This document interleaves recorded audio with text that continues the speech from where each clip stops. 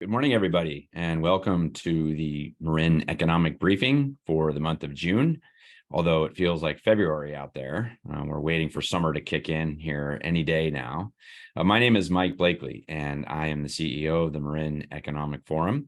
We are a 501c3 nonprofit here in Marin County, providing research and advisory on the local and regional economy.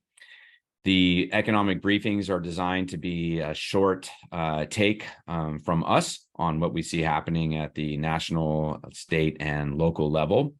And we like to use this as an opportunity to not only share with you what we're thinking as we look at the different economic data out there, but of course, it's an opportunity for you to ask questions and to tell you a little bit about other work that MEF is doing. So joining me as usual is Dr. Rob Eiler, who serves, among other things, as the chief economist for MEF. Rob is going to take us through the latest data. Of course, we just narrowly averted a debt ceiling crisis, but there are still headwinds out there that Rob is going to share with us. And the question that has been on all our minds for at least 4 years now is a recession looming? So I think Rob's going to touch on that a little bit, and then I'll come back and summarize a little bit. But thanks again for joining. And I'm going to welcome in Rob Eiler. Thanks, Mike, and thanks, folks, for coming in today. Please use the chat if you have any questions.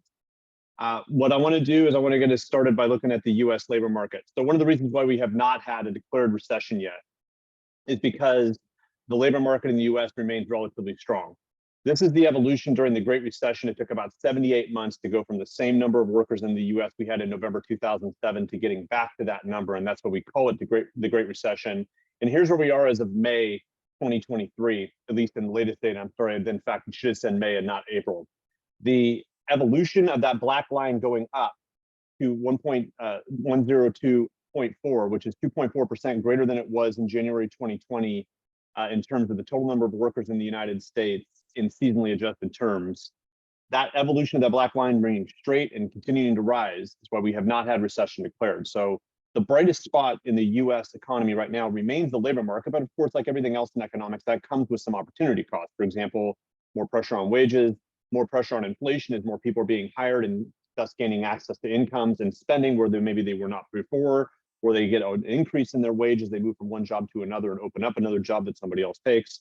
Regardless, as I'll talk about in a minute, while this is good in terms of maybe avoiding recession, from the Federal Reserve standpoint, they actually want that number to slip back a little bit, which then would tame inflation and sort of weave through this time period where it's getting a little bit more balanced between relatively high inflation and relatively strong jobs growth. And that natural trade-off is one of the most famous trade-offs in macroeconomics, and hence the Federal Reserve is very focused on that. Now, with that in mind, inflation remains a key issue in terms of continuing to be painful, especially for our lower and middle income households. And think of inflation as a regressive tax. The core personal consumption expenditures price index, which I'm going to show you the core version here on this graph, is the favorite for right now of the Federal Reserve in terms of thinking about policy.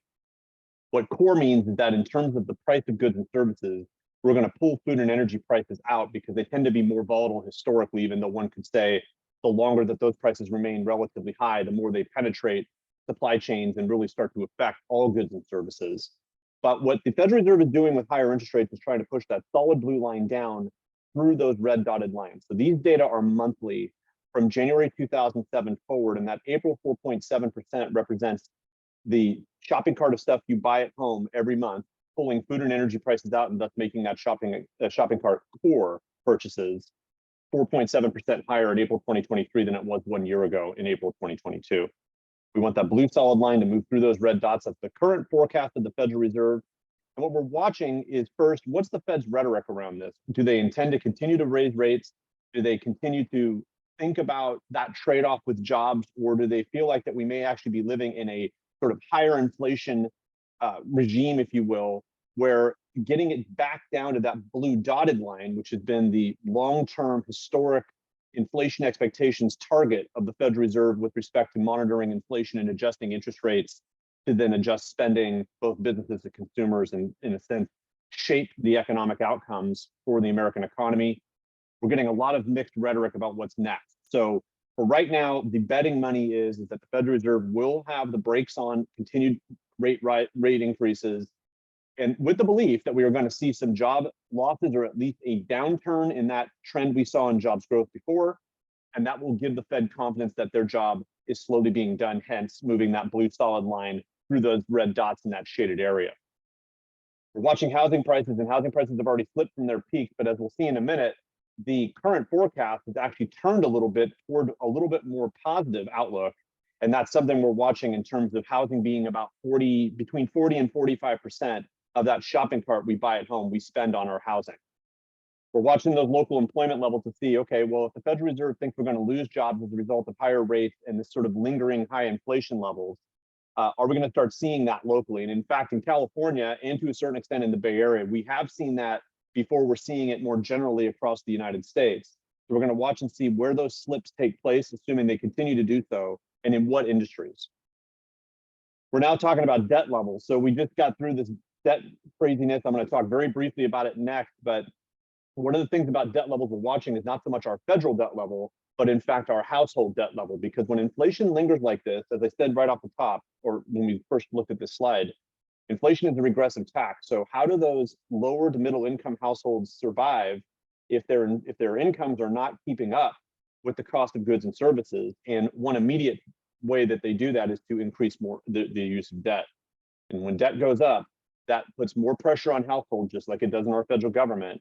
And that can lead to some financial decisions that we don't want to see in terms of movement of labor, more houses going up for sale because you need to take the profits out of that house, or just simply that people are getting themselves into more financial trouble. And in fact, on the margin, especially for our lower income houses, are marginally homed versus marginally unhomed. And we don't want to see more of that. So we had a wild movement in our political market here over the last month around debt. And the debt ceiling discussion started with these two graphs that came out of the Congressional Budget Office. The red line is the federal deficit, both actual through 2022 and then forward from 2022 forecasted to 2033. And you can see that that red line, while kind of recovering from the pandemic shock, which is the big spike in the middle, has now flattened out a little bit, but is going to curl up as the spending packages out of the Biden White House and that were agreed to in 2022 start to show their face. At least this was from February. When we see that move forward, we're going to be picking up the debt load, which is the black line. You can see that's in sort of a slow linear and then starting to curl up more exponential way, a higher level of so-called nominal debt.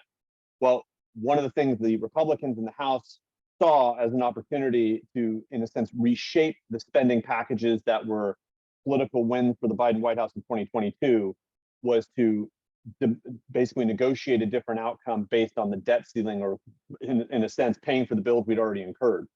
So while we did get a deal done, there are lingering effects. For example, our financial markets are going to be very nervous if we come back on one of these discussions about whether we will or whether we will not raise that debt ceiling. We should expect interest rates to be more volatile as a result of these latest discussions, which then leads to another round of uncertainty for our businesses and households. So if you thought the last 15 months were crazy, this just stacked another piece of uncertainty on top about how we decide on buying homes and cars.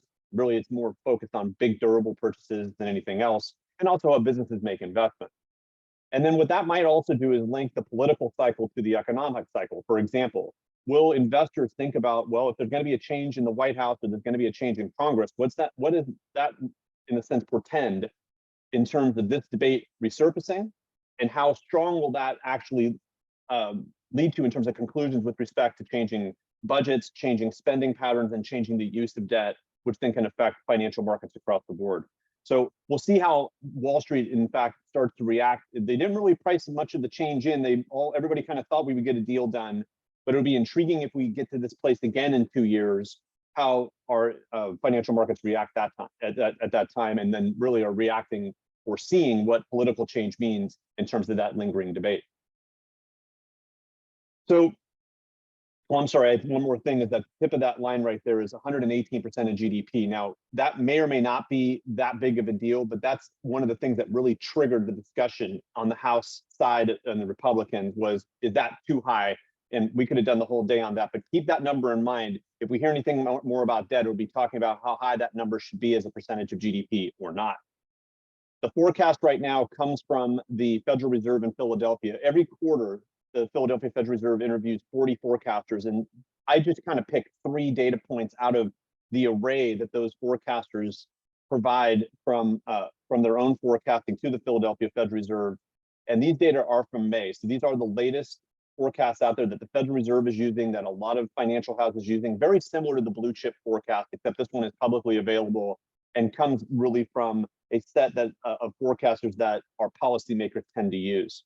Now, real GDP growth, which is basically income after inflation, this is the new forecast, meaning May 2023, annually through 2026. The previous column, which is just to its left, was the forecast from February 2023. So you can see really no change for this year, actually a little bit of a downgrade for 2024, and a little bit of a pickup for 2025. So what is sort of the qualitative scuttlebutt, if you will, around the forecasting circles in the United States is that the American economy is going to see pain linger through the rest of this year, which was kind of predicted in the first place, very slow growth at 1.3%. But then it's going to spread over 2024 a little bit more than we expected. So we're not really going to get much of a pickup next year like we initially thought even just 1 quarter ago. And then finally getting some more relief in 2025 and 2026. A lot of that depends on our ability to tame inflation, like we saw a couple of graphs ago, and how interest rates evolve once we feel like inflation is tamed in such a way to stimulate more growth, which is right now the bet that forecasters are making, that the interest rates will fade in late 2023 and 2024, kind of get to what you could think of as a medium-term normal. And when that happens, businesses and consumers will react in such a way that we'll just see more growth. But it will probably come with a little bit higher unemployment rate, which is the next stop. These forecasters believe that we will see some liftoff in unemployment, but really not much beyond historically low level for the US. And right now, we're basically right around the historically low level of US unemployment. But we need to think about a couple of things there. Is one, when labor force changes, this number is going to change in ways that may not necessarily describe the aggregate labor market as well as it would when labor force is a little bit more predictable and still not recovering from the shock of the pandemic. That liftoff is two issues. One, people will lose their job, which is exactly what the Federal Reserve kind of is suggesting is the price of taming inflation. But we'll also see other people start to creep back into the labor force that maybe exited it during the pandemic time. And that inflation, these 3 points for 23, 24, and 25 are the same red dots we saw in the graph a few graphs ago. Same idea there is that we're going to see inflation slowly get tamed back down to around that 2% level. This is the current forecast. So for 2024 or 2023 and 2024, it's going to be a slower economy. We're going to have inflation still at relatively high levels vis-a-vis the previous 15 years before 2022. And it really is just about, can we get a rebalancing of what happened in the economy and think now we're in almost like 5-year span where the choices we made during the pandemic are going to linger through most of this decade. Okay, well, this is the forecast for California. So to shift down toward the state level, for the May revised budget from the governor's office, the Department of Finance provided a slightly revised labor market forecast looking forward to the end of 2026. So these are quarterly data starting in 2000. You can easily see the cycle through the dot-com recession, the Great Recession, which are the 2 shaded areas to the left, and that super skinny recession, which is the far right-hand side shaded area, sharp contraction growth. But you'll notice in 2023, and I'm going to shade that forecast area now, that for 2023, you can see it kind of flattened out in terms of growth, which is exactly what we expected, and then curls back up after 24, 25. So it's going to be a slow year in California. We know there've been some large employers that have let people go. So what I want to show you now is the evolution of employment looking at Marin County versus California. So if that's the forecast and the recent data, this is what it's looked like on a seasonally adjusted basis in terms of the total number of people working in Marin County for some Marin County employer and in California, which is the red line. So you can see that both, and let me just back up one step. This is the evolution of Marin County since 2010 on a monthly basis. We're not looking quarterly now we're looking monthly. And you can see how it lingered up during the 2010s, kind of peaked a little bit right around 140,000 workers, started to slip a little bit right around 2019, and then kind of into the time of the pandemic, sharp contraction, then on forward through the rest of 2020. and then really not a much pickup toward the beginning of 2023 and then starting to flatten. Well, that basically is following the state, where the state had a much sharper contraction, faster than we saw in Marin County, but then up the ladder it went a lot faster, but it's flattened out now as we ended 2022 and into 2023. And in fact, there's only been about 25,000 new jobs created in net in California since basically the end of summer 2022. So it's been about an 8 or 9 month flat period of growth after seasonal adjustments in California. The exact thing the Federal Reserve wants to see nationally, but has not shown its face. Does this mean that recession has come to California before it's come to the US? And the answer is not really. It just suggests that the labor market is not as robust in California and net as it is nationally. And we want to watch that. And as we see in the Marin County graph, we still have some work to go to get those folks back to work here in the county. But this is also, as we'll see at the very end, maybe a function of population change. So let's look at industry employment in Marin County to see where some of that pain sort of lingers. And I like to look at this because if we think about January 2020 as a pre-pandemic benchmark, what has happened in certain industries since then? So here's the first 2 months of contraction here, every single industry losing jobs. And if we speed along here to the end of April 2023, which are the latest data, you can see those columns in some cases wanted to start moving up toward that red dotted line, which is basically getting back to recovery. Those positive numbers suggest those are industries that have fully recovered from the original pandemic shock after seasonal adjustments. Construction up about 2.7%, tech or information up about 7.5%, private education and health basically flat. So not much change there. Some loss in private education, some gain in healthcare, but really not much change in net.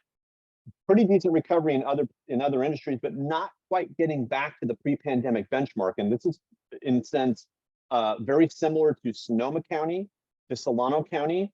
Napa County's seen a little bit more recovery, but if you think about the North Bay counties, and I'll show you in a minute why that's important, those North Bay counties have seen population change, which means that there may not be as many people working. So one thing of thinking about this is that whether this reflects a lack of labor available or a lack of wanting to hire, but those two merge when wages start to go up as a way of employers looking for workers, and if they still can't attract those workers, the business models will change in such a way to start reducing the number of opportunities. And we're seeing that regionally, including the San Francisco core Bay Area, with respect to the city itself, to a little bit, to a certain extent, in San Mateo County, and then moving down towards San Jose. As we talked about earlier, here's the housing forecast. So you can see Marin is now, over the next year, is predicted to actually see housing prices creep by a whopping 1%. But what's good about that, at least we see it from a housing standpoint, is that when interest rates rise the way they have, and we've had such relatively high prices over the last few years and see that creep up, we were concerned that we would see kind of a mini version of the Great Recession in terms of housing, where you'd see a lot of people putting their houses up and you would see prices drop relatively rapidly, and there'd be this next round of panic around housing. That has not happened. Here's the two main reasons why, from an economic standpoint, we think we have not seen a lot of change, and in fact, are starting to already reverse our forecast from a relatively pessimistic one to a marginally optimistic one. Two things is, one, relatively high interest rates are not really changing the way that people are looking at houses, because people are tending to still use a large amount of cash. So they're not financing as much as they have in past cycles, which is intriguing, but is probably more focused on our area than, let's say, generally across the US. But we know there's a lot of cash deals that are still happening when people are looking at housing, or they're putting a lot more down as a way of sort of storing money in the medium term. The second is that we're not seeing a lot of existing units come up. So if you think about what I just said before, is the demand side of the model, and maybe one of the big drivers, and we haven't lost a lot of jobs yet, which means that people are still feeling relatively confident about their sort of core economics with respect to affording a home. On the supply side, we have not seen a lot of existing units come up, nor have we seen a lot of building against that demand. So one of the tricks in that is, well, why is that happening? The main reason about the existing units for right now, this is the prevailing wisdom, is that if people have gotten themselves into, let's say, a relatively low interest rate loan, they don't have an incentive to now try to take those profits off the table and then move into another home where they still probably have to finance the home, unless they're going to move someplace where they can basically buy it in cash. And they don't want to, let's say, increase the interest rate they're paying for basically the same services. So that friction would, in kind of a weird way, the higher interest rates are suppressing a number of units coming on seeking profit, because those that would be seeking profit do not want to move into a higher cost loan. We will see if that continues. But those are kind of the reasons why the optimism is cut back in, as well as maybe we're at the top of the interest rate pyramid, and we're going to start seeing it slide down the other side of that tip. Now, the population forecast looking forward may explain a lot of things, and in fact may tell a tale going forward. This is the evolution of the North Bay's population, and when I say the North Bay, I mean Lake County, Mendocino County, Marin County, Napa County, Sonoma County, and Solano County. So think of those 6 counties as being measured by this line. Now, on the surface, you can see in the 2020s, it dipped down, which is basically the cycle we're in right now, but then it's going to creep back up and actually go positive, not greatly, but maybe over by between 2020 and 2050, we would see about 1%, maybe 1.5% growth. However, if I take away Solano County from those 6 counties, we see a quicker downturn in terms of the North Bay. And I'm not measuring Marin County alone here. In fact, Marin County, if I measured Marin County, would be slipping faster than this. And I'll come back to a couple of reasons why, and then I'll wrap up. Is that we're seeing this evolution in labor force, the aging of the population, and that could easily change the way we have businesses, the business mix, and really economic and workforce development looking forward the next 2 decades. So when these new forecasts come out, and this one came out in April 2023, it really tells a tale about where demographers, transportation systems, the governor's budget, and really the way that our state legislature sees the future in terms of the spending packages and how they invest in workforce development. These population data tell a tale, and this is the state overall. So the North Bay, based on Solano County being part of it, is going to grow slightly over the next 30 years. But if you take Solano away, it's going to fade a lot faster. And in California, that's fading even faster than that. And a lot of that's driven by the current forecast for what's going to happen in Los Angeles County specifically, because Los Angeles is about 32% of the population. So aging population, that means fewer students in school. That means continued pressure on higher education in terms of workforce development. And then ultimately, we're going to be thinking about housing demand and the types of houses to build. And we're not unique here on this. This is a pretty big basic picture of most of our rural and small suburban areas in California, but we have to be thinking what this means in terms of spending and a forward look at our state economy. So with that, I'll hand it back over to Mike. Thank you so much for coming today. Rob, thank you so much for all that information. A lot to unpack as usual. Again, just from my view of reading the national headlines, it seems to be a little bit of doom and gloom, despite the fact that we've got past the debt ceiling issue. Yesterday, there were a couple interesting reports yesterday. One of them being in regards to the stock market, the equities market. It's still doing well on a sort of macro level, but the good performance in the stock market has been heavily concentrated into 8 large trillion-dollar tech firms. And so it's really not a great sign from the perspective of our assets to know that it's so dependent on such a small core, the performance of such a small core of companies. But I do want to wrap up looking at the slide that you have here, because we like to end these sessions with what is it that we're looking at. Sometimes it's something we're excited by. In this case, it's something that we're a little bit concerned by. So if you look on the graph here, obviously that dip is concerning. It's a long ways away from today, but it's still concerning nonetheless. But then again, to the points that Rob makes on the right-hand side here, what's missing there is the impact of a declining population on a current labor force, which is already diminishing. In Marin, we're missing 7,000 workers from our labor force, and that has been the case since the pandemic. We have not had those workers come back for whatever reasons. This has made an already difficult situation. It's been a decade or more in the making that hiring in Marin has been a challenge, and it's probably worse today than it's ever been if you talk to business owners and other industry leaders. So just as an example, yesterday I was in a meeting with a number of senior bank representatives, and I was shocked to hear that even though they sometimes will find qualified candidates, if those candidates are not physically in Marin County, they will bypass hiring them, because what's been happening is those workers that are coming into Marin from the East Bay or the North Bay are staying in jobs for a short period of time before they realize the commute is not worth it, or before they start to pursue other remote work opportunities. And so to hear that otherwise good jobs paying good salaries, those employers are actually turning employees away because of distance and the commute and the need to be in the office is concerning to us. And it doesn't bode well on this issue of where are we finding the workers. So one positive note is, as some of you may know, this week, many of our area high schools are graduating their next senior class. Some of those students will go to school here locally, whether it be at College of Marin or Dominican University, maybe Sonoma State. And some of those students will go into the workforce, either apprenticeship programs or others. The key issue here is, how do we keep young people here? Whether it's by making sure that they have job opportunities post-college, or by making sure there are other opportunities in the trades or other sectors that they can go right into in high school. We think here at MEF that this is a critical question for the county of Marin, because we all know that we are one of the oldest counties in the state of California. We don't really have robust industry that's going to attract new younger workers from out of the county. And then now we're hearing employers that are hiring at otherwise middle or high skill jobs are actually bypassing on candidates because they're not physically here in Marin County already, either because the commute would be too difficult, or coming in and securing housing is too expensive.